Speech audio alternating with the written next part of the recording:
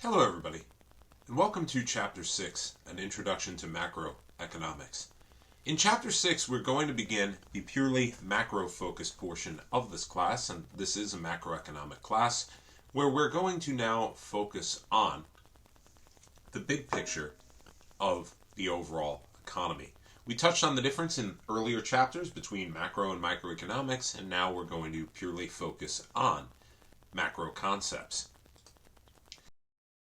So in this chapter, we're going to look at performance and policy, what we would consider modern economic growth, and all of this stuff is going to get additional chapters as well.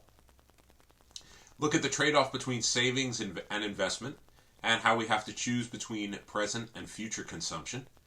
Look at examples of what we would call uncertainty, expectations, and shocks. Look at what we mean by the stickiness of prices, and then finally how we can incorporate that into macroeconomic models. So let's start off here with performance and policy. And we have something which is known as a business cycle. And once again, all of this stuff is going to get compounded upon in later chapters. And business cycles are the periods of growth and valleys that we see in the economy. And the big buzzword from a business cycle is that of a recession. A recession is a period in the business cycle where we have negative GDP growth and the economy shrinking, and then it goes the other way and starts growing again. We measure the size of our economy in something known as GDP, and that's going to come up in the next chapter as well. And GDP is a measure of the total size or power of our economy. And we can look at it both in nominal sense, using current money, or real sense, adjusting for things like inflation or changes in price. We're going to dedicate an entire chapter to come to unemployment in an economic sense, what it means to be unemployed in an economic sense, and how we treat unemployment numbers. And we're also going to look at inflation, or the increase in prices over time, and what can cause that and how it can be harmful to the economy. And this is something that's been on the news quite a bit lately. Inflation has been very pertinent, and a lot of what is to come in this class is going to be very pertinent to real-world examples. So modern economic growth is what we would consider the economic growth we've seen in developed nations since the Industrial Revolution. So modern is a relative term. The Industrial Revolution started in England at the end of the 1700s. So it's been something that's been with us for a while. But the thing to remember is this: industrialization led to rapid changes in growth and standard of living. Before industrialization, we didn't really see much change in your standard of living in various countries around the world. All of them were pretty much farming-based economies. You didn't see much change. So with industrialization and mechanized equipment and all of the things that came out of it, and then electricity and steam power and vehicles and all of the things we take for granted now, greatly raised what is known as our standard of living, or the amount of output per person. But modern economic growth has not been experienced the same by everyone. Some countries industrialized much earlier than others and have experienced much more growth as a consequence. So economic growth is not something that is consistent in all countries. In our global perspective here, this is just some examples of GDP per capita or person. So if you take the value of a country's economy and divide it by its number of people, you get a number. It's a measure of standard of living. The United States has a much larger economy than Switzerland, but their GDP per capita or person is higher because they have a lot less people. And this is just a selection of various GDP per person. Take the entire value of a country's economy and divide it by their population. So in economics, we have the never-ending trade-off between savings and investment.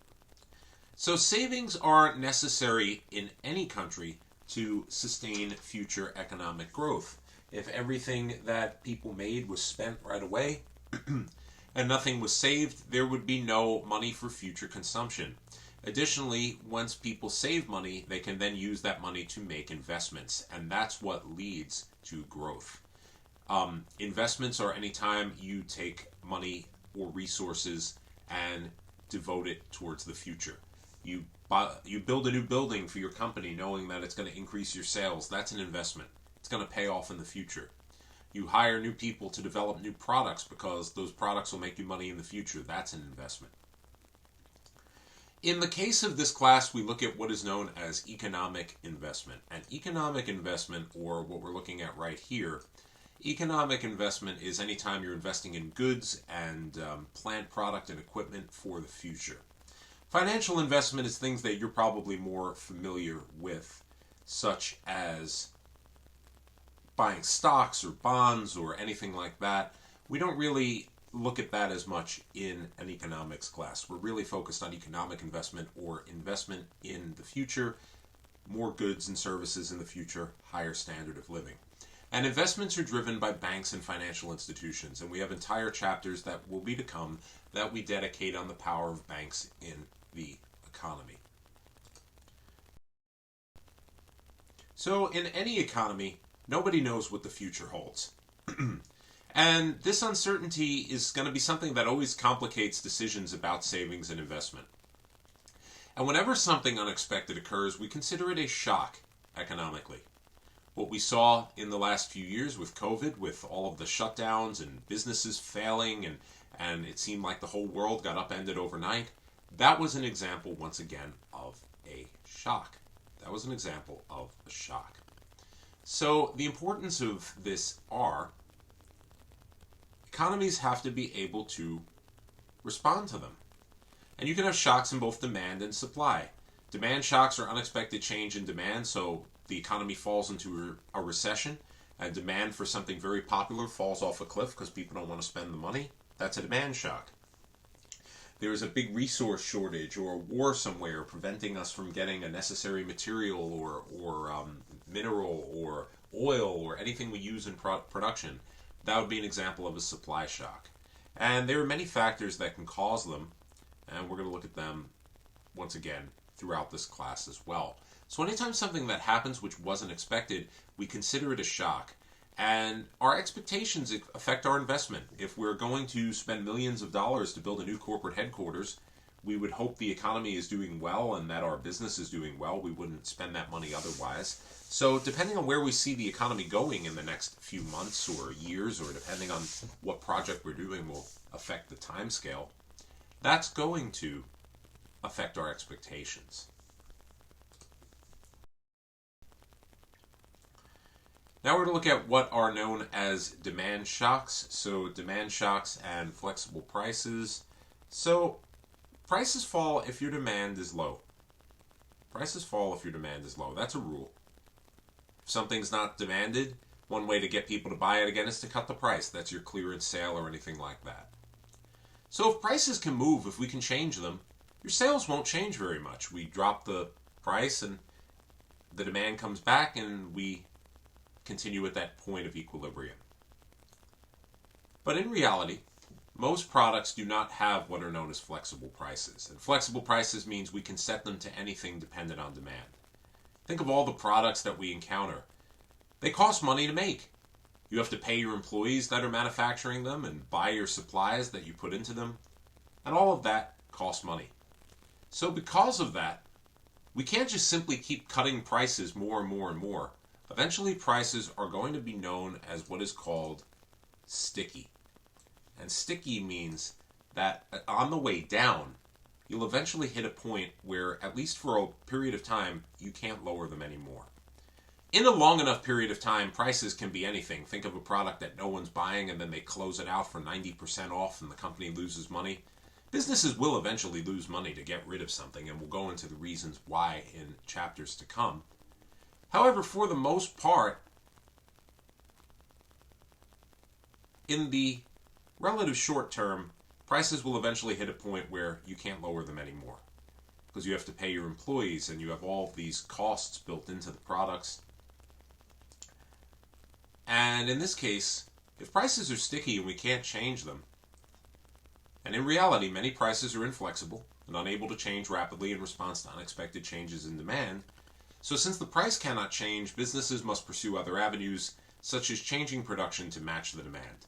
They may store inventory to help with surges, but this is costly. keeping extra inventory in warehouses isn't free, and that costs money, and you might lose money if you cut prices to a certain level. So the takeaway is this: in reality, prices are often what is known as sticky. And it leads to business cycles, periods of increase followed by periods of decrease. And that's what we're going to really cover starting in the next chapter. So if prices are flexible, all we have to do is vary the price and we find equilibrium. So at high demand, your price is $40,000, moderate demand $37,000, low demand $35,000, and we can keep our production of cars consistent at $900 a week. So if we can vary the price, we would want to do that because we'll be able to keep our production consistent. Cutting production, we would have to fire people or lay them off. Increasing production, we may not be able to do either. We may not be able to get more equipment or more manpower or any of the above. So if we can keep production consistent at where we want it, that's a very good thing. But if prices are fixed, and one takeaway is this: no price is fixed in a long enough amount of time, but in the short term, most consumer goods have fixed prices. And the reason being, think of prices are advertised. Truly flexible prices are something like the stock market. Stocks fluctuate in real time. If you guys trade stocks, you've certainly seen this. But imagine if you went to the supermarket and your goods and services that your goods that you're buying, your food and everything else, the prices of them are changing like a stock ticker. And your Oreos go from $2 when you put them into your cart to $2.75 to when you check out. So that doesn't really work for consumer products. So consumer products have much more fixed prices. It takes a much longer amount of time for them to change. So in this case, if let's say the car, we can't just change the price of the car immediately, and we have to keep it for now at $37,000, well, what's going to change, therefore, is the amount we sell. Because if we can't change the price and demand changes, it's going to change where our equilibrium point is. So at 700 cars a week at low demand, 900 cars a week at moderate demand, at 1150 at high demand. The problem here is if we can't change our prices, we certainly could do the 700. We might have leftover inventory, and that's not necessarily a good thing. It's not free to store cars, and now we're making too much and we're not selling them. So that's a problem. And we may not be able to make as many as 1150 cars a week. We may not have the employees to do it, or the equipment to do it, or the resources to do it. So in the case of fixed prices, this leads to your business cycles. Demand changes, production changes. So how sticky are prices? The biggest takeaway, if you look in the liner notes to this slide here, in the long run, all prices can change. There is no such thing as a purely fixed price. But in the short run, some prices tend to be sticky and others are a lot more flexible.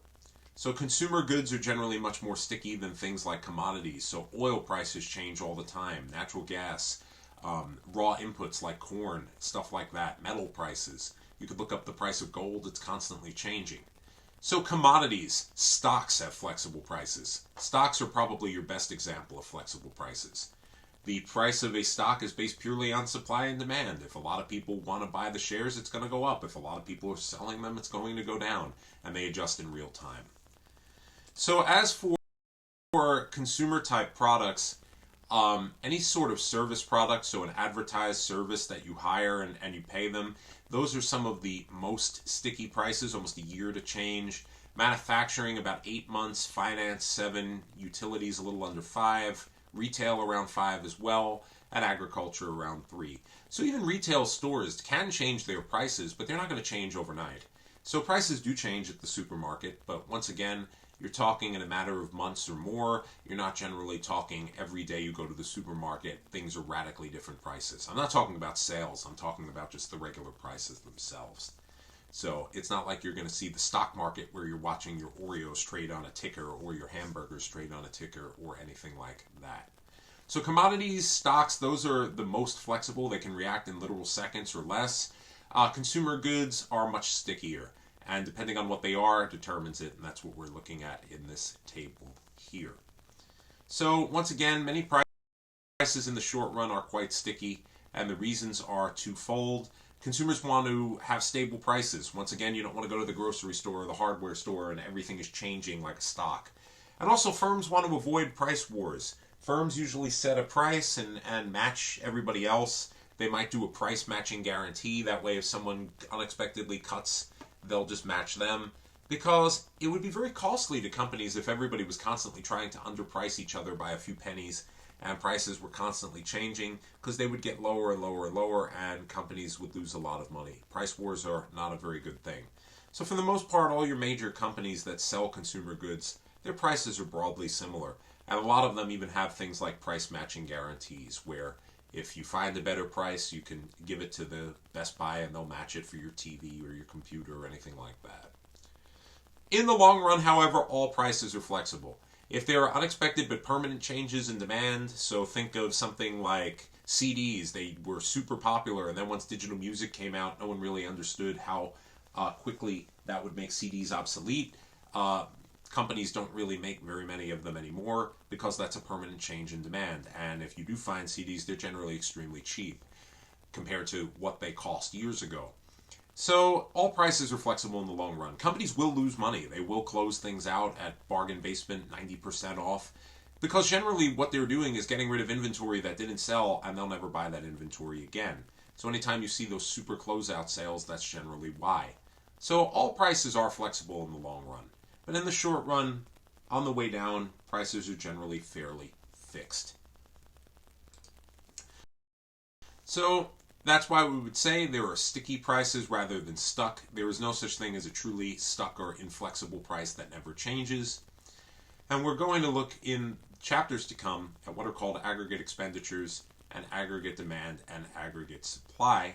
These are models that help explain the economy's behavior after demand shocks and how time affects it. That's to come in several chapters from now.